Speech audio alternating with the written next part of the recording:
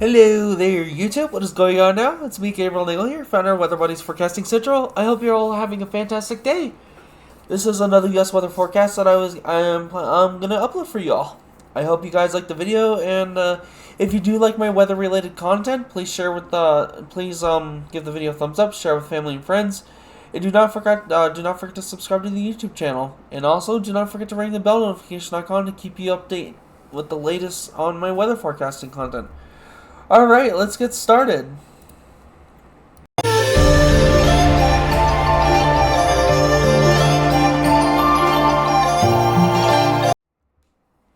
Alrighty, this is a U.S. weather forecast as of November 25th, 2024.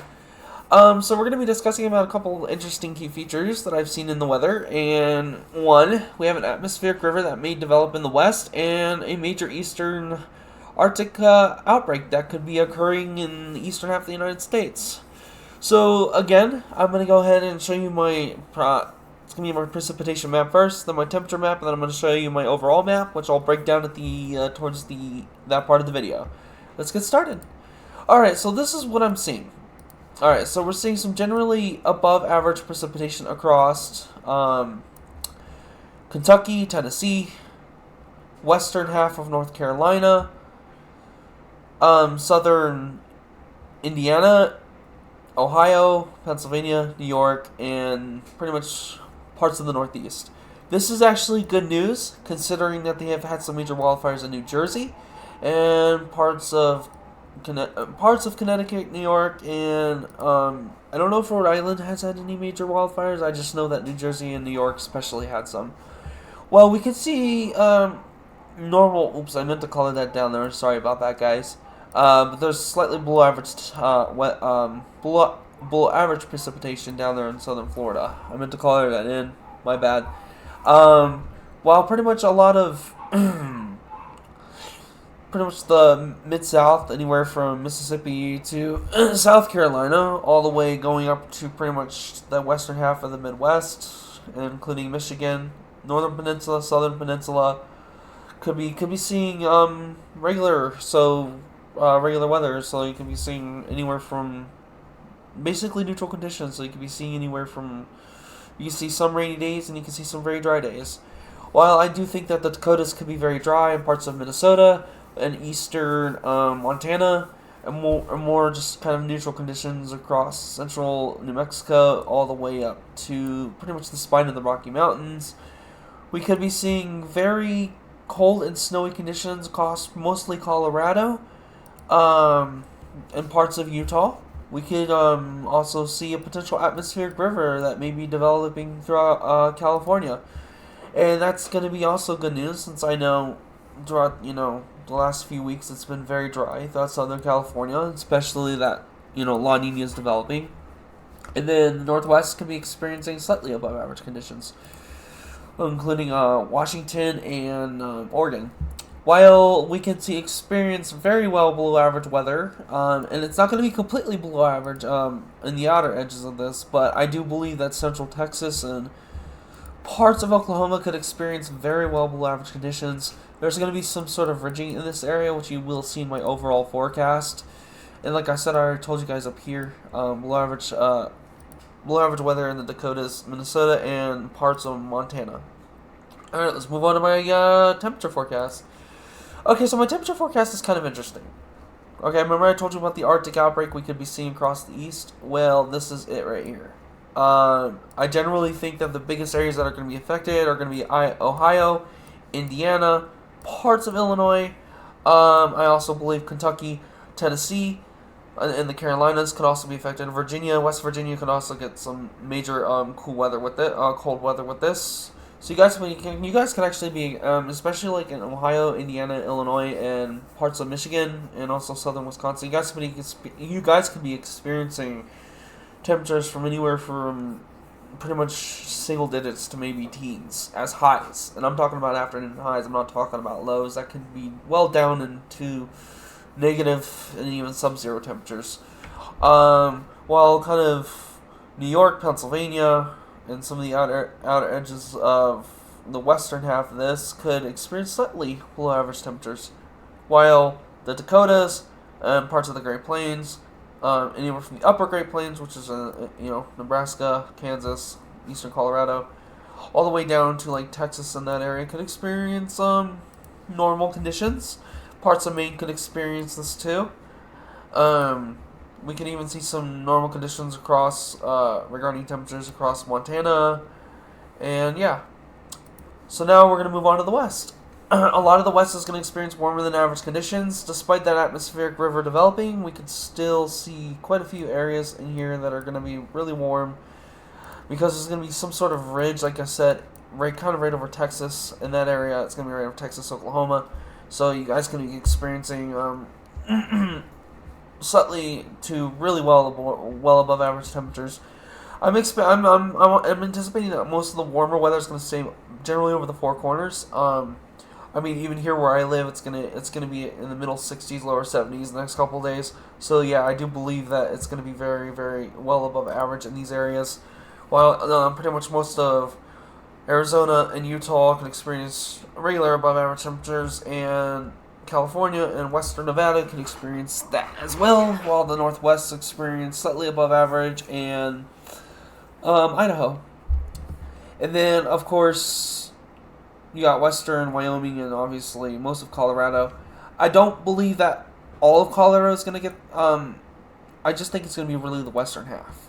The area where I drew some of the yellow kind of over like northern and central Colorado, that's just, like I said, this is based off of average.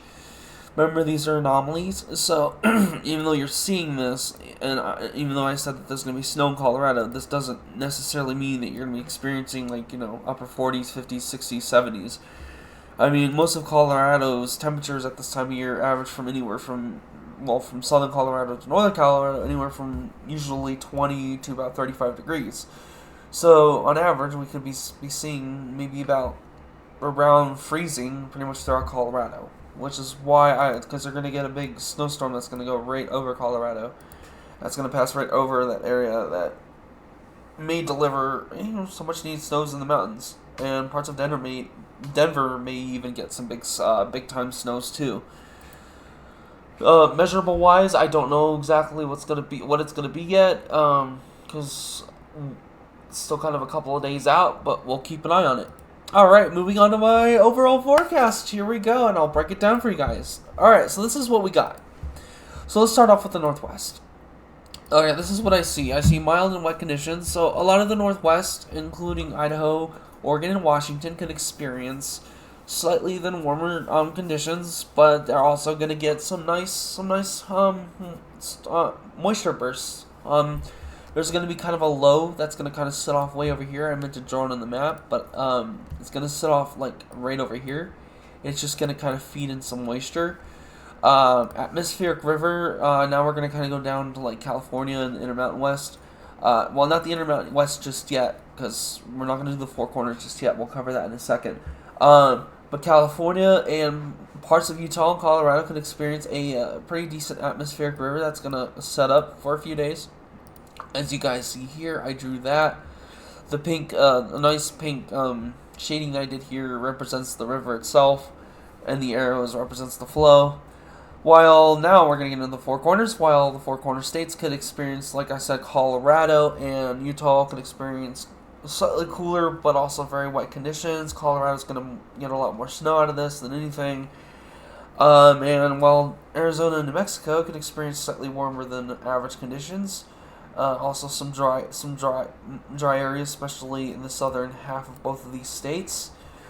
Parts of Mexico could also, and yes, I will cover Mexico and Canada too, so don't worry. Parts of Mexico could even be warm and dry. It's expected. We're going to have a ridge somewhere, right, like I said, right over kind of northern Texas, Oklahoma. But this ridge is going to be more kind of orientated like over here. Like I said, pretty much around New Mexico and Texas line versus kind of over here, like over like Arkansas, Oklahoma, Louisiana, that area. Because like I said, this Arctic outbreak that is expected to hit a lot of the Midwest and Middle Eastern states, like I said, like the Carolinas, Kentucky, Tennessee. That's gonna be more. Well, I guess there's more low pressure in that area. And as you kind of go up the Great Plains, you do start to see some colder weather actually, I should be saying. And despite the Dakotas being drier, you're also gonna have some really cold weather because there's gonna be, like I said, there's gonna be some ridging behind this. So, but the ridging behind this is gonna have a lot of cold air. It's usually how that usually works. While you got the Mississippi, Alabama, Georgia can also experience really cold weather, including Louisiana. You could also experience really cold weather along the Carolinas. I'm anticipating that the cold weather is going to be centrally focused over Kentucky, Tennessee, and North Carolina, West Virginia, and Virginia. While that's at least anomaly wise. I do believe that we are going to get colder weather because obviously it's further north, like around Illinois, Indiana, and Ohio. I believe that they're going to get, like I said, temperatures from anywhere from, by like starting tomorrow and in the coming days. The next few days, they're going to be getting temperatures anywhere from like 5 to like 15 degrees. Like I said, in highs. Like I said, I especially think it's going to be centrally focused over Indiana and Ohio.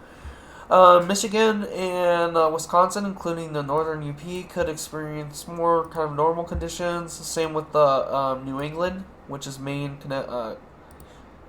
Vermont, and I forgot the name of the state, so I do apologize. But New York can also experience a cooler, a really nice cold. They're gonna get like parts of the Northeast and Mid Atlantic are gonna get this too, so that's good news. And there's going to be some sort of low in this area that's going to form, and it's going to kind of generally go off. Let me erase that. It's going to generally go off kind of in the east-northeast direction and an easterly direction. There's going to be a couple of systems that I know are going to hit primarily all over Lake Erie, kind of just east of Lake Michigan and kind of right over Michigan. We are going to get some lake effect snows that are going to occur a lot throughout Michigan and Ohio and Illinois and Indiana. That's going to be nice because I know that they at least Illinois and Indiana have experienced slightly below average conditions, and I think this could be good for the Northeast because they've had some major wildfires. New York, like I said in my last video, New York and especially New Jersey had some major wildfires. Parts of Pennsylvania did too. So you're going to get some moisture that's going to come through here. It's kind of iffy though still because their models are kind of going back and forth, but I generally think your guys are going to get some relief. Now let's go on and go to the Canadian prairies. So I believe we're going to start off in Quebec. Quebec is going to experience kind of an interesting pattern. So most of Ontario and Quebec, and especially in the southern and central parts of the provinces, you could experience very warm conditions, stagnant air, so you're not going to get very much of anything in that area. While just to the north, you could experience some rain, and that could be actually good news because I know that there have been parts of the eastern half of the Canadian prairie that's been really dry too the last at least 3 months, from what I know.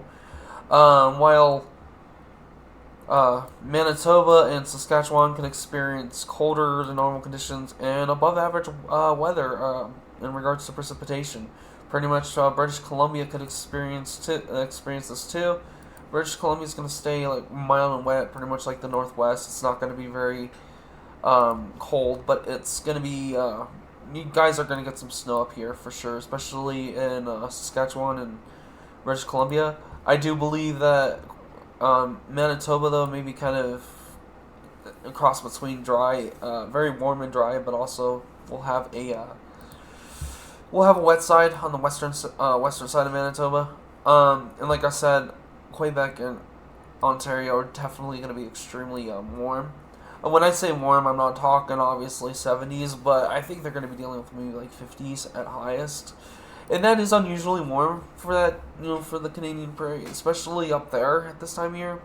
Although it is kind of like, so in the summer, usually you tend to get more warmer weather, Saskatchewan and British Columbia and parts of Manitoba, while, in the eastern Canadian prairies, you tend to get more wetter weather, but in the wintertime, especially usually during kind of a neutral pattern, this is more what you usually get. So you get British Columbia and Saskatchewan tend to be warmer, or colder, and usually stormier, while you tend to have more drier, warmer air, excuse me, over Ontario and Quebec. I will say this though, real quickly. I'm just gonna give you a quick analysis on what I'm seeing ocean temperature wise. And right now there is a weak La Nina. There are some trade winds that are right over, especially 1+2, and kind of heading towards the 3.4 region. But I think it's mostly gonna focus over the 1+2 region.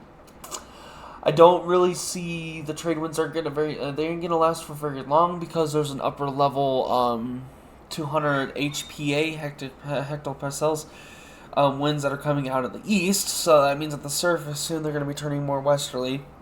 So those trade winds I don't think are gonna stay for very long. I think they are for maybe next month or so, but I think soon after that they're going to start to die off, and I think we're going to head back to neutral conditions next spring, and I think as we go into next summer, El Nino may develop. I don't know yet on that. That's a long ways out, but I thought I'd just give you a quick analysis on temperatures and teleconnections.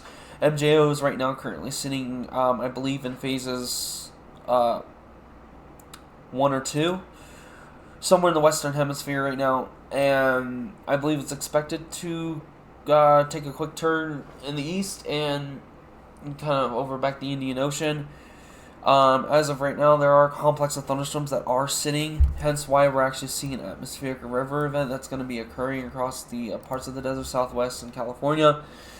There's a major complex of thunderstorms sitting just south of Hawaii, southwest of Hawaii that may feed into some subtropical jet weather patterns. Obviously, this is the jet stream itself, as you already know. Like I said, we are going to get some major troughing that's going to occur at least the next few days. I think after this is going to change. I'm not sure exactly what's going to happen yet. I do think that, especially after about 7 or 10 days out, I think the Northwest is going to start to experience wetter conditions again. This ridge may go further south. I don't know yet. I'm still kind of looking to see what's going to happen out in 7 days. But when I upload my next forecast in the next few days, we'll see what changes occur. We'll notice them when I upload my next forecast. Hey, again, I hope you guys liked this weather forecast video.